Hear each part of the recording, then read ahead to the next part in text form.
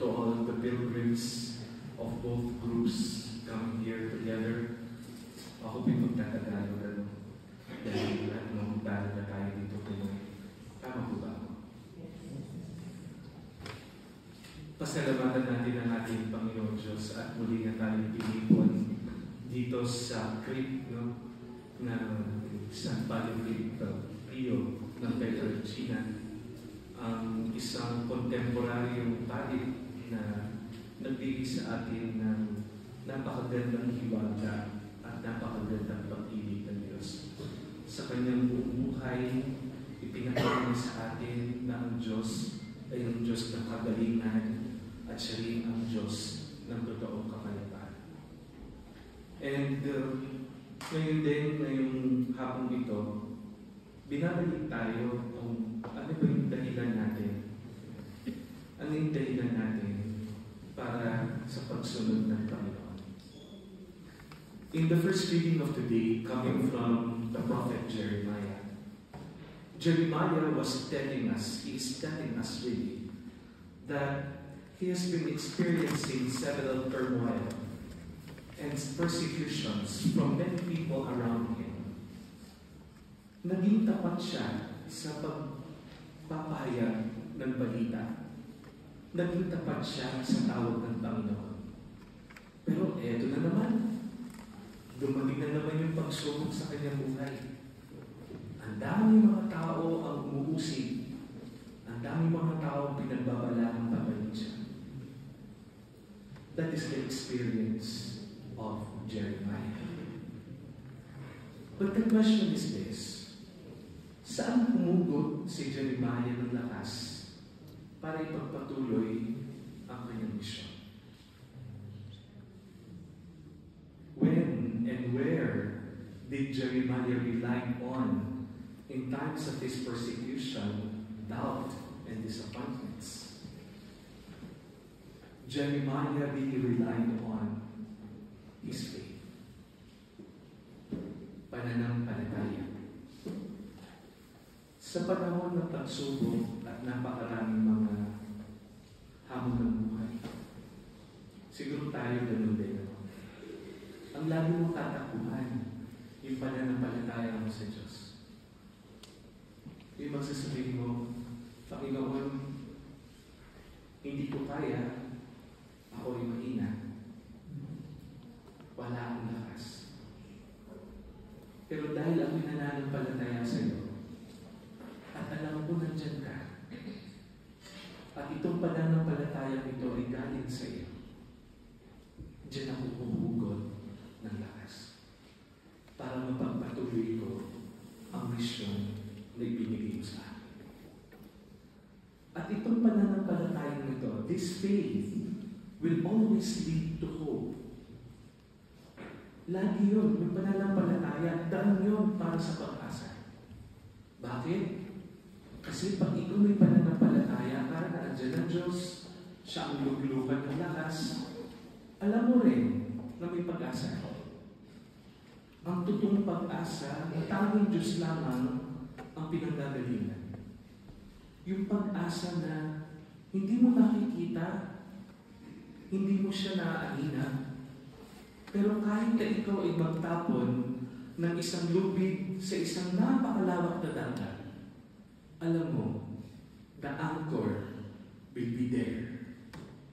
You cannot see it, but you know there is an anchor under the sea. Ganun yung pag-asa. At doon din tayo humuhugot ng lakas. Kasi ang alam natin, ang ating Diyos, yung kanyang pangako, kanyang tinutupad natin. Pinangako niya, iligtas niya ang tao, ginawa niya yun. Hindi lang nung una, ganap pa ang kanyang kaligtasan sa pamamagitan ng ating Panginoong Jesucristo. At hanggang ngayon, yung pangako yun, tinutupad pa rin ng Panginoon. Sa araw-araw na pagliligtas niya sa atin. Hindi ba po pag-asa? At itong pag-asa nito, mula sa pananampalataya, papunta sa pag-asa, humantong doon sa pag-ibig. Love and charity. That every time we love our brother and our sister, we owe each other love, then that becomes the source of our strength. Pag ikaw nagmamahal, lakas yan. At pag alam mo minamahal ka rin, lakas yun kahit maraming pagsubok ang buhay. Kaya mamamangha ka, no? Alam ko, itong dalawang grupong ito, meron tayong mga intensyon. Meron tayong mga dala-dala. Umalis tayo sa Pilipinas, sabay-sabay tayo. Nakita ko yung grupo ninyo. Dumating tayo dito sa Roma, sabay-sabay din tayo. Pero alam ko, tinitingnan ko yung group namin sa group ni Father Angie. Alam ko, meron tayong dala-dala ng intensyon. Meron tayong gusto ipagdasal. Kasi pag-minsan, alam mo, mahina ka. Pag-minsan, alam mo, na kailangan mo ng lakas sa Panginoon. Kaya mga kababayan, upo tayo ng lakas sa pananampalataya sa Diyos. Natutulong sa pag-asa sa Kanya. At itong pag-asa sa Kanya, ang pag-ibig at ating mapag-ibig sa iba. Then that becomes the source of our strength. And when that comes, then we have the strength to follow the will of God. Yung totoo, hindi tayo masyadong pinarami pa. Siguro hindi na tayo nakasya. But look at the gospel of today. We are in the inner space of God. Those who follow the will of the Father belong to the inner space of God. But those who forget God, then you'll be far from the inner space of God. Look at what happened in the book of Genesis. Si Adan at si Eva, ang lapit na sa Panginoon. But they chose to belong to another space when they ate the forbidden fruit.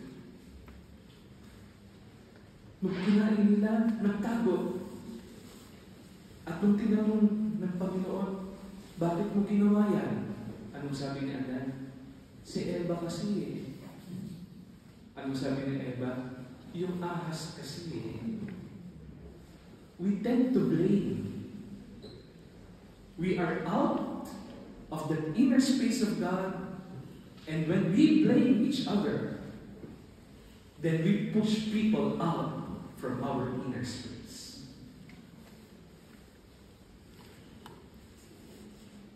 Totoo yun, ano? Yung bang pag sinisisi ng ibang tao, ba't ka nagkaganyan? Pag galit ka sa ibang tao, bakit tayo nagkaganito? We push people out from our inner space. And that is what's happening in the gospel of the day. The first group ay yung mga kababayan ni Jesus. Tinanong, kakilala mo ba itong taong to? Anong sabi nila? No, he's the prince. Baka connected siya kay Beelzebul. He is out of his mind. That is pushing people out from your inner space. Kababayan mo naman, pinagsasalitaan pa. Kapamilya mo na, sinisiraan mo pa. Magkapatid na nga, nagsisiraan ka.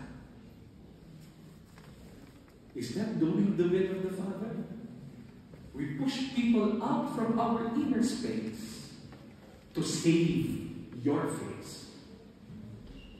To save your face only. Okay lang naman sila yung iba, basta ako okay. Then the second group are the scribes and Pharisees. Look at what happened. Here comes the prince of evil, the prince of the devil. But Jesus is telling the gospel, I cannot leave because I cannot destroy my own kingdom. See how people would push people out from their inner space. But God's will remain forever. Remember that. God's will remain forever. Gagawa at gagawa ang Panginoon ng paraan para maligtas niya lahat tayo. So that we belong to His inner space.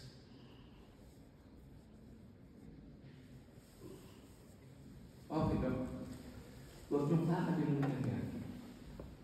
Hanggat tayo ay humihinga, lumayo ka man sa Panginoon. Pero ang Diyos, gagawa ng paraan para mapasakin ka.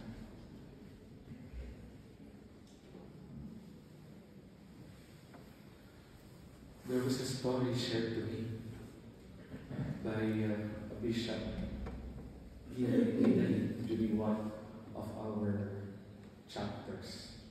And the bishop told me when we were eating, sabi niya, tatagaluhin ko na. Sabi niya, meron daw kapatid na pare na mamamatay na.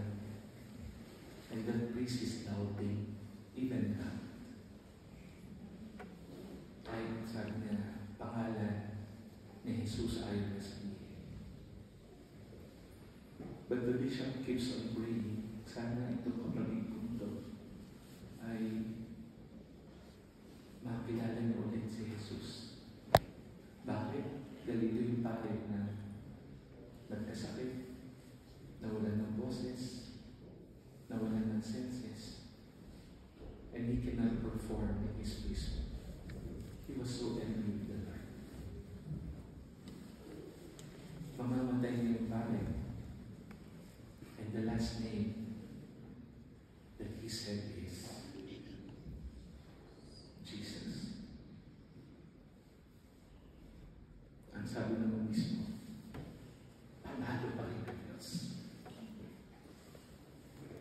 Panalo pa rin ang Panginoon. Why? Because we belong to His inner